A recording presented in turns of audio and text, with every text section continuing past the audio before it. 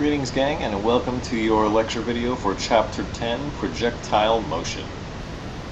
Let's talk a little bit about projectile motion, shall we? Now we all have some sense of what a projectile is and what a projectile should do. We've known for a very long time how to fire projectiles for maximum effect, from bows to catapults to cannons, the ballistic missiles and so on. However, as our understanding of the natural world has increased over the years, our understanding of projectile motion has also proportionately increased. And now, our knowledge is both precise and accurate, just like, theoretically, our aim should be. So let us examine the pieces of this puzzle one by one, shall we? For starters, recall our master kinematic equation, and that is, your position as a function of time is equal to your initial position, your starting position, right?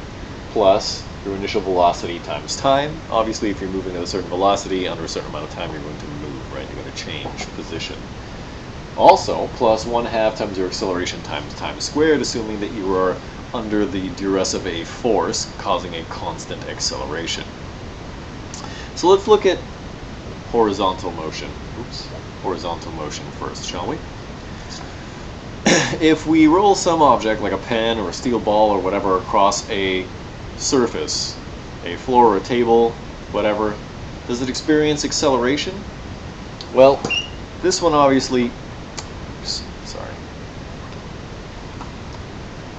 this experienced some acceleration because eventually it's going to slow down and stop, right? Why? Well, friction is acting upon it. If we neglect friction, like if you have an air hockey table or something like that, then maybe you'll have a situation where friction is negligible. But that may not be the most realistic expectations in all cases, right? If you have an object that's moving through the air, it's going to experience some air resistance or air drag. Now generally, air drag with the air, friction with the air, is usually much less than friction with a floor or table, right? Because these are solid objects and therefore much more dense. But if we want to just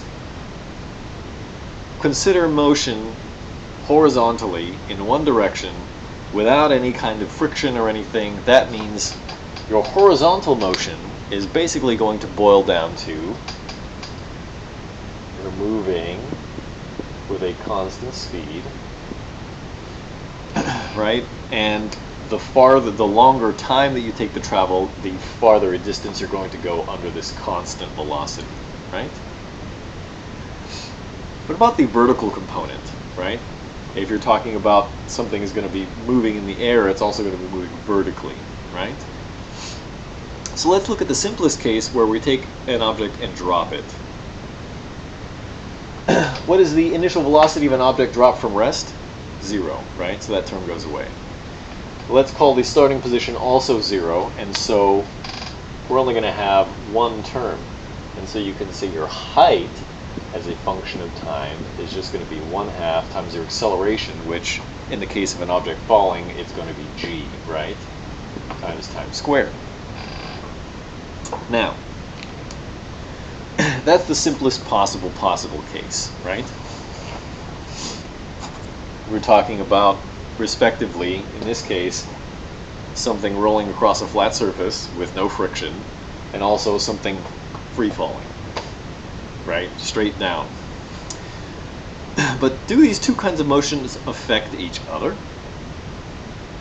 If I took an object and rolled it off of a table, and at the same time dropped an object from the table so that they started to descend at the same time, would they both hit the ground at the same time? What if I rolled an object down a ramp so that it was moving faster when it fell off the table? Well, unfortunately, due to certain constraints, I am unable to perform this experiment for you, but I have provided a link to a video in both the comments on the lecture page and as well as in the lecture notes. So if you haven't already seen it, go ahead and watch it now. Now, regardless of whatever we did, we could see that our projectiles all hit the ground at the same time as long as they were dropped from the same height, regardless of whatever horizontal motion that they had, right? They always hit the ground at the same time, assuming they fell from the same height. So therefore, can we all agree that horizontal motions and vertical motions are independent of each other, right? Thus, the combined motions, the horizontal motion and the vertical motion, give us a picture of projectile motion, right? Or in that case, we had the path of a projectile, right? A parabolic arc. Now the horizontal path without vertical motion is just a straight line, right? And vertical motion without horizontal motion is basically just straight line fall, accelerated free fall, whatever you want to call it. With each time interval falling farther than the last. And if we combine the two, we end up with this parabolic arc. You'll notice that the horizontal velocity essentially doesn't change. It moves the same horizontal distance in each unit of time, but vertically it's going to move a lot, and then less, and then less, and then less, and then not at all, and then down a little bit, and down more, and then down more, right? And so the vertical velocity is constantly changing downward because of gravity. Make sense? Now, what if we fired a projectile at an angle? Would we still get this kind of parabolic arc? Well, I've also included a link to a video about this subject exactly. So please take a moment to watch it now, and you'll see that gravity is acting on the projectile the whole time. If we draw a straight line in the direction the projectile is moving when it was launched, the path with no gravity, right? So the initial velocity of some particle may be like that. And if there was no gravity, like we fired this in space, it would just continue on like this. But that's not what it does, right? The actual path is somewhere below this straight line that goes out into space along a parabolic arc.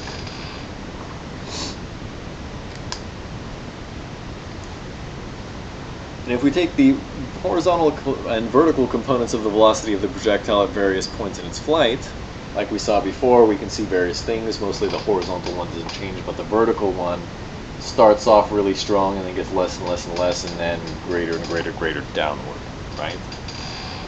The horizontal component is therefore constant. There's no acceleration in the horizontal direction, right? But there is acceleration in the vertical direction. If a projectile is launched with a greater vertical velocity component, it will go higher and spend more time in the air.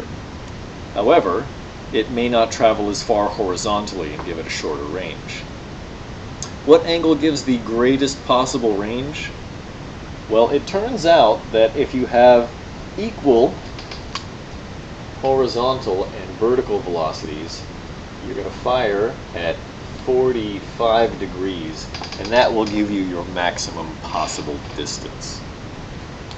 The horizontal component is large, and the vertical component keeps it in the air long enough for it to cover the maximum amount of ground. This, of course, is only true, really, truly true, if we neglect air resistance. And if an object is moving through actual air, the horizontal component will decrease with time. Thus, a more realistic expectation is probably closer to about 35 degrees. Theoretically, you get the same distance with 35 as you would with 55, but with 55 you're going to be in the air much longer and suffer more air drag. And so the one that's closer to the ground is going to be actually slightly better for distance. In any case, if we want to describe projectile motion, we really want to use a pair of coupled equations based on our master kinematic equation. The horizontal equation, of course, neglecting air resistance, we're just going to have our x velocity times time, and the vertical component, right, there's going to be some vertical component to the initial velocity plus 1/2 gt squared, right? Sometimes, not always, but sometimes the initial height becomes important. And if it is, you're going to have to figure that one out for yourself. Then you need to include it. Notice how much this looks like our master kinematic equation, right? Imagine you're throwing a projectile from an initial height of 5 meters. That means this is 5 meters, right? Your initial height. Now, obviously, the faster you throw the projectile, the farther it's going to go. But the Earth is curved, with a curvature of about 5 vertical meters for every horizontal 8 kilometers. Now, how long does it take for an object to fall 5 meters? Well, what does our 1/2 gt squared say? G, if we take that to be 10, 1/2 times 10 times 1, that's 5, right? So in 1 second, an object will fall about 5 meters. That means if you could take a baseball or something and throw it with a velocity of 8 kilometers per second, which is really, really fast. 8 kilometers per second is about 29,000 kilometers per hour and about 18,000 miles per hour. But if you could actually throw a baseball that fast, it would go around the Earth, right? Well, maybe for a little ways, but remember, here near the surface of the Earth, you would experience a certain amount of air drag or friction with the air resistance. And at that speed, the baseball that you threw would probably light on fire and burn up in just a few moments. And that's why when spacecraft orbit the Earth and they want to come back down to the Earth's surface, they need special shielding from the atmosphere before they re-enter, right? And that's also why satellites and things like that, like the International Space Station, orbit the Earth outside the atmosphere so they won't burn up. Gravity about 200 kilometers above the Earth's surface isn't much different as it is here on the Earth's surface, because the radius of the Earth is about 6,370 kilometers. So if we went out into the atmosphere, way above the Earth's atmosphere, out to, say, the International Space Station, something like that, and we took our baseball and we threw it at 8 kilometers per second, tangent to the Earth's surface, right, away from the center of mass of the Earth, perpendicular, right, it should orbit the planet, right? Well, yeah, more or less. The force of gravity is only going to act vertically, and the projectile's velocity is only horizontal. And so gravity acts perpendicular. So here's the Earth. We had some object, and we threw it this way. The Earth's gravity is going to cause it to accelerate this way, and it should just continue around in orbit. And that's essentially how we get satellites and other things in orbit. So if gravity acts perpendicular, right, to the actual velocity of the object, it's neither speeding up nor slowing it down, only changing its direction. If you remember, we called that centripetal acceleration, right? Now, satellites that are farther away from the Earth should experience less gravity, right? Well, yeah. And centripetal acceleration depends upon velocity, right? Right? V squared over r. And so satellites that are farther away should take longer to orbit the Earth. Well, yes. Near-Earth orbits take something like 90 minutes. Geosynchronous orbits, or satellites that orbit the Earth at the same rate that the Earth rotates, right, in sync with the Earth, geosynchronous, go around the Earth at 1 revolution per day, right? A much lower angular velocity. But to have the proportional amount of centripetal acceleration, which we said v squared over r, right? Since it depends upon not only your velocity, but also the distance from the Earth. An object in geosynchronous orbit about the Earth has to be about 35,800 kilometers, or about 5.5 Earths away from us. And if you really want to think about it, how long does it take for the moon to revolve about the Earth? Something like 28 days. Well, the moon is somewhere between 350,000 to 400,000 kilometers, depending on where it is in its own weird, complicated orbit. Now, what would happen if we shot a satellite too fast, but not fast enough that it would fly deep into deep space? Well, instead of being a circle, it would move in what we call an elliptical pattern, right? The ellipse is a very special kind of shape. And the way that we define an ellipse is if you take two what we call focus points, focal points, the distance to any given point from these two focal points adds up to a sum, right? A fixed total. So these two lengths are the same as these two lengths in total. These two lengths add up to the same length. If you want to think of it like if you took a string and you pinned the two ends of the string into the board with like thumbtacks, and you took a pencil and you pulled it taut and you dragged it all the way around, that's the ellipse is the shape that it would make, right? The lengths from these two focal points add up to a constant, and so the locus of points that fall under this restriction are what we call an ellipse.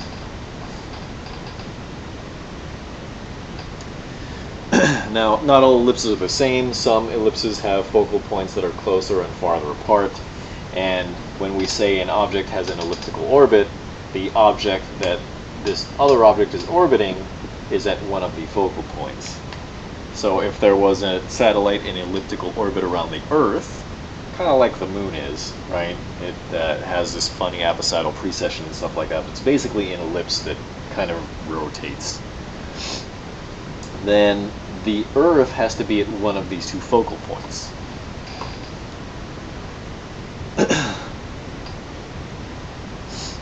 But like I said, not all ellipses are the same. What would happen if these two focal points are right up on top of each other? What kind of shape would you have? Well, here's a focal point, and this one's in the same place. You got a circle, right?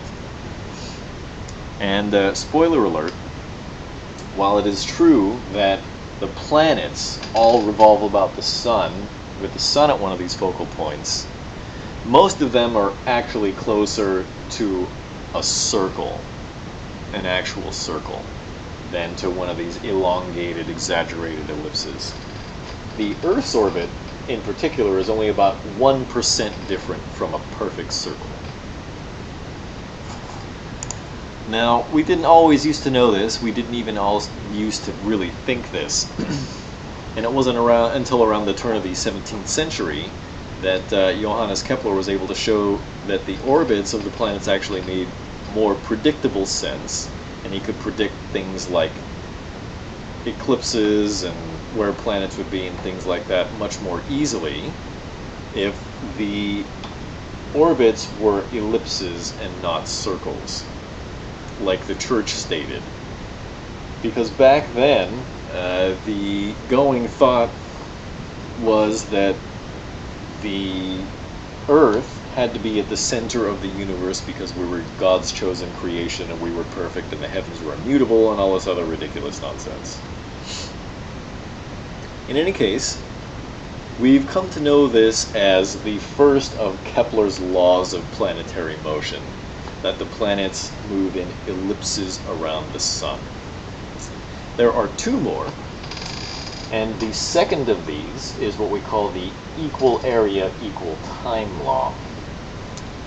And that looks something like this. So let's say here's the sun, right? And there's a planet, maybe it's the Earth. Actually, let's say this is, I don't know, Jupiter or something, okay? And in 1 month, the Earth goes from there, or the planet Jupiter goes from there to there, right? And then later on in its orbit, in 1 month, this planet only goes this far, because it's farther away. Now this is highly exaggerated, like I said before, but if we drew a radius vector, right, the position vector of this planet relative to the sun at the beginning of the month, and we drew another one at the end of the month, and we shaded in all of this area. If we did the same thing here, and we did the same thing here later at this other month, right, and we shaded in this area, presumably, now the rest of the orbit looks something like this, these two areas will be the same because the amount of time elapsed is the same. Now, what this is really saying is that when a planet is closer to the sun, it's going to move faster, right? You'll notice that it covers a greater distance. And when it's farther away, it covers a smaller distance. And if you think back to our turntable demonstration where somebody is standing on a turntable holding weights, right? When their arm is farther out, they move slower. And when the arm is pulled in, they move faster. So once upon a time, when Johannes Kepler actually figured this out, he didn't realize that he was really restating the law of conservation of angular momentum. But he was. In any case, there is also a third law of planetary motion, and this states that there was a relation between what we call the orbital period, or the distance, or the time that it takes for a planet to make one revolution around the sun, and what we call its semi-major axis, or the average distance from the sun to the planet. That says something like the square of the orbital period is equal to the cube of the semi-major axis. Now, this only works correctly if you use the right units. And the right unit for orbital period for time has to be Earth years. And the unit for average distance has to be astronomical units, or the average distance from the Earth to the sun. That's about 8 light minutes, or about 150 million kilometers. Pretty far. But if you use the correct units, you can actually make a relationship in between the orbital period and the average distance from the Earth to a planet, or excuse me, from the sun to a planet. But what would happen if we shot a projectile even faster than shooting it into an elliptical velocity? Well, if we shoot it fast enough, it can reach escape velocity and escape the gravitational field of a star or planet or whatever you're talking about. To escape from the Earth's gravity, you would need to fire a projectile at 11.2 kilometers per second, tangentially. And remember, in order to get it into a stable circular orbit, we said it was something like 8 kilometers per second. But at 11.2, it won't even make an ellipse, it'll just escape eventually, right? The escape velocity from the surface of the sun is something like 618 kilometers per second, because the gravitational field on the sun is much, much stronger owing to its incredible mass.